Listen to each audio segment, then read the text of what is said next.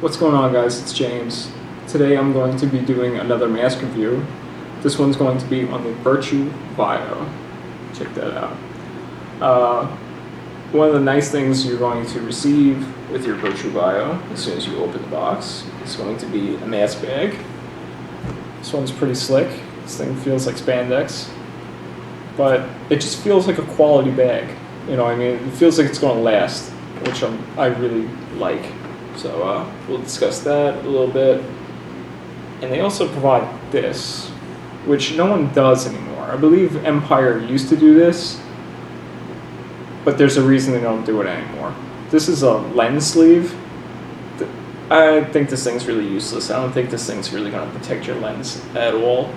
And the only time you get one of these is when you initially buy the mask. It doesn't come with replacement lenses. So I don't understand this thing. I think that's honestly a joke, but oh well. Here it is. This is the Virtue Vio Contour. This is the latest release from Virtue. This has slight updates on it from the first release. The first being those soft ears. They put a lot more porting in them, as you can see right there against that white background. There you go. They also changed the hinge locks on here as well as the strap clips. The reason they changed the hinge locks and the strap clips is just to make the lens changing in this mask very easy.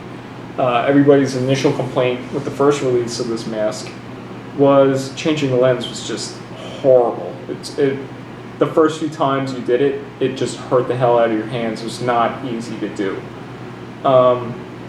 First time I changed the lens on this one, it took me maybe 20 seconds. So, drastic improvement. The lens changing system in here is very, very easy. First impressions. When you look at this mask, everybody's first impression of it is it looks exactly like an i4. And that's sort of true, but not fair, to be, honest with you. My first impressions with this mask were, that's a really nice looking lens in there. Really nice, and I really like the shape of this mask. This mask allows me to bring my jaw really close to the tank. I never feel this mask on my face while I'm wearing it. It doesn't get in my way ever. My vision isn't obscured by this big lens. It doesn't obscure your vision at all. It is a very wide field of view on this. It's just a really, really comfortable mask in that regard. It's not the most comfortable mask I've ever used, though. I will say that. There are tiny little innovations from Virtue that I really appreciate. First being, on the strap, they put these little nubs on the strap adjustment tabs. I really like them. I adjust my mask on my head a lot, so it's just easy for me to reach behind my head and make my mask a little tighter while I'm on the field. I really appreciate that. The other innovation that I've grown really fond of with this mask is on the soft ear in the bottom. Right here, check it out. You know how JT uses that hardware right here that connects the soft ears to the bottom? The i4s use Velcro. The guys at Virtue are a little bit more clever, to be honest with you. They use the snap. That's awesome. The snap's not going to wear out. I can't lose the snap. The glue on the snap is not going to give out. It's going to peel or whatever like it does on the i4s. I really, really like that snap idea. I just think it's really clever. Just a tiny little thing that I really appreciate about this mask. Let's jump right into the lens retention system. Why not? The lens retention system in this mask is very, very good. It's a little bulky, but it is very secure, and there's no doubt in your mind once you take the lens in and out of this mask. So, should I get a little close up on that? Okay. These two foam pads right here are the hinge lock. All right. Between the two foam pads is a button. The button is the strap. What you do is you take the strap, push it as far in as you can towards the front of the mask, this way. Depress the button, and then pull the strap back while the button is being pushed down. And that'll allow you to move the hinge lock. Do that over here real quick. So again, push it towards the front of the mask, push down the button, and then you can pull the strap back. Works really well. Very simple, very easy to do. Okay, that's both. That took me what, 10 seconds, if that? Now that they're both depressed, I can fold the hinge locks in, the soft ears and everything. You don't have to unsnap the soft ears. They bend really easily. It's very nice. With that said, you can see the ends of the lens back here, right here. So you can just press from the back and push the lens out through the front, and you don't have to worry about scratching up your lens or getting smudges on it, whatever.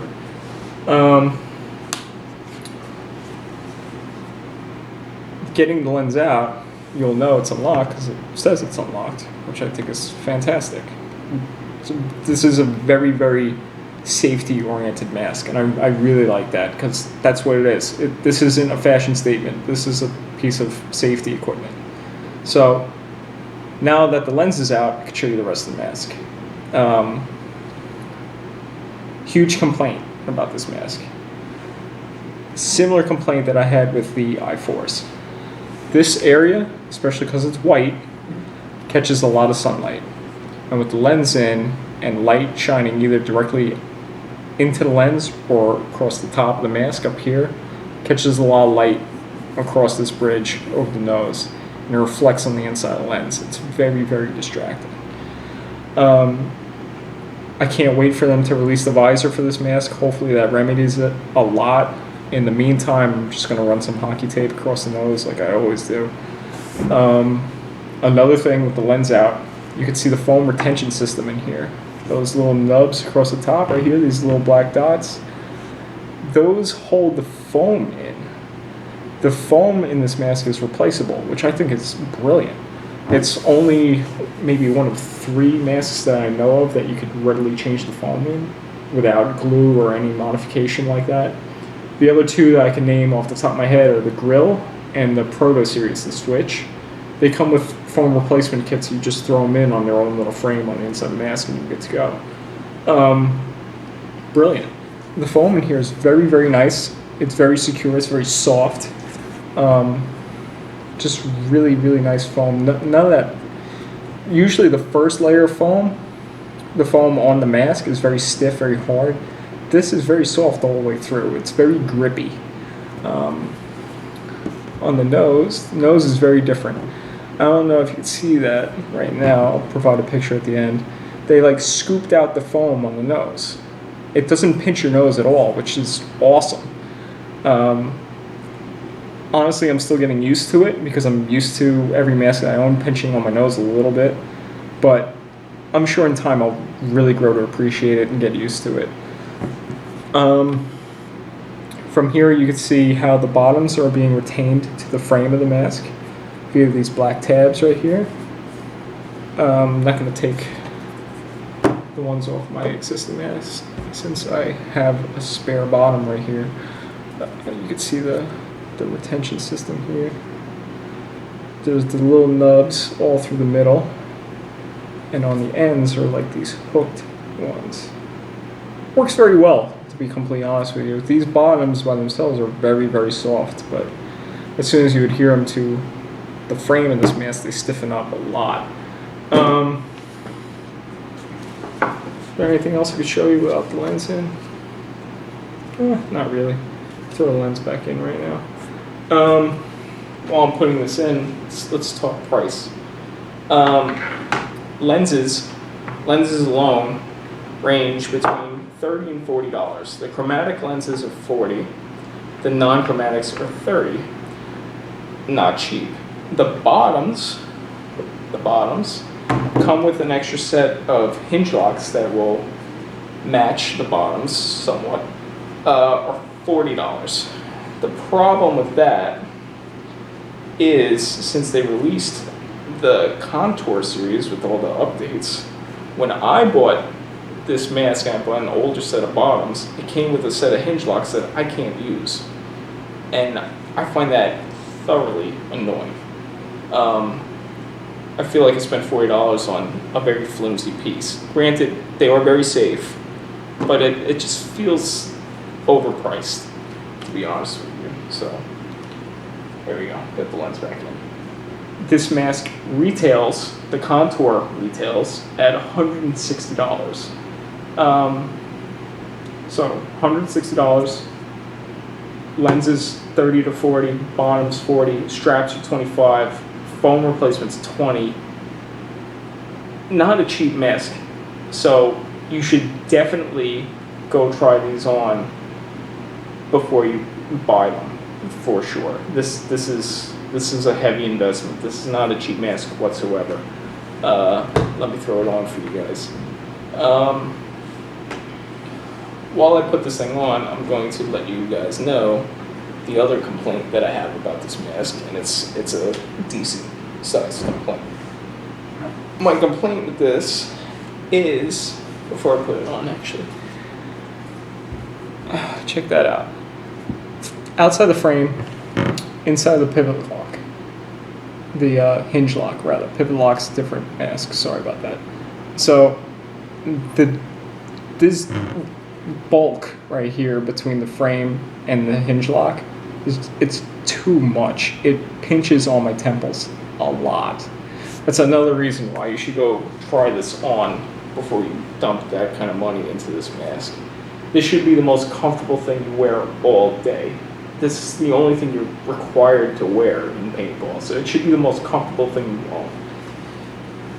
So here it is on my face. Looking straight on, it's, you know, pretty good actually. It's covering my jaw, mouth open really quick. Similar to the i4 in amount of protection. This is a little bit bigger, but not much. Jawline, check it out. Here's my jaw. Here's the bottom of my earlobe a little bit. Here's my jawline, mouth open. Forehead protection is decent. More than the grill in the i4. It doesn't have that divot in the middle. Again, I've taken a few hits on this. I've taken maybe 2 on the lens. I think I took 2 on the mouthpiece on the bottoms. I took 1 on my ear actually. With that said, these soft ears are very, very good. Far from the worst ear hit I've ever taken. Probably one of the better ones that I've taken, to be completely honest with you. I didn't get any pain in my ear. Of course, I got the ringing for a few, but it wasn't a bad ear hit at all. So, all in all, I mean, considering the price, and it's Virtue's first attempt at a mask, I'm very impressed by it. If I had to rate it on a scale of 1 to 10, it's honestly a high 9. Honestly. This mask cleans very well. I took the lens out, no pieces came off, everything was intact. I'm not a fan of the hinge locks. I don't like the hardware that you have to fiddle with on the hinge locks, but I mean, that's minor. That's when you want to customize it. I understand that. For basic use and maintenance, this mask stays together. The little innovations on it, I'm very impressed by. It's just an overall very solid mask. I'm looking forward to Virtue's further innovations with this mask, mainly the bigger bottoms for bigger players. I think that's a fantastic idea. I don't know why no one else has ever thought of that. And the visor, I'm really looking forward to, just to reduce the glare on the inside of the mask. Guys, thank you very much. I hope this was very helpful, as always. And I hope to see you on the field. Catch you later. Thank you.